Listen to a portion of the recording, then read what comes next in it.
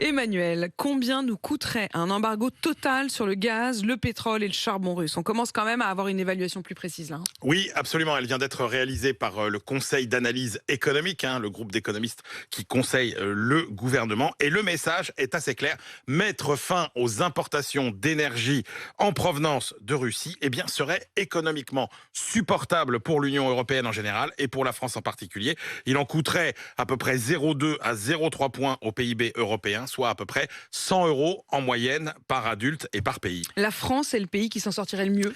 Oui, parce que le défi le plus complexe, c'est de trouver un substitut aux importations de gaz. Le CAE, en regardant le marché mondial, nous dit s'il fallait remplacer le charbon et le pétrole russe, il y aurait suffisamment, globalement, de production dans le monde pour compenser 90% des livraisons de la Russie. En revanche, le vrai problème, c'est le gaz. Or, il se trouve que la France est beaucoup moins dépendante du gaz russe que ses voisins, puisque ça ne représente qu'à peine 20% de notre consommation, contre 55% pour les Allemands. Au final, la France perdrait 0,2, 0,3 points de PIB et les Français, ça leur coûterait 70 à 105 € par adulte. Songez que pour l'Allemagne, en fonction des scénarios, ça pourrait coûter jusqu'à 3 points de PIB et de 600 à 900 € par Allemand. Donc une vulnérabilité quand même beaucoup plus faible pour la France que pour quelques-uns de ses Et voisins. voilà une des questions qui nourrira mon interview avec Yannick Jadot tout à l'heure à 8h30. Charles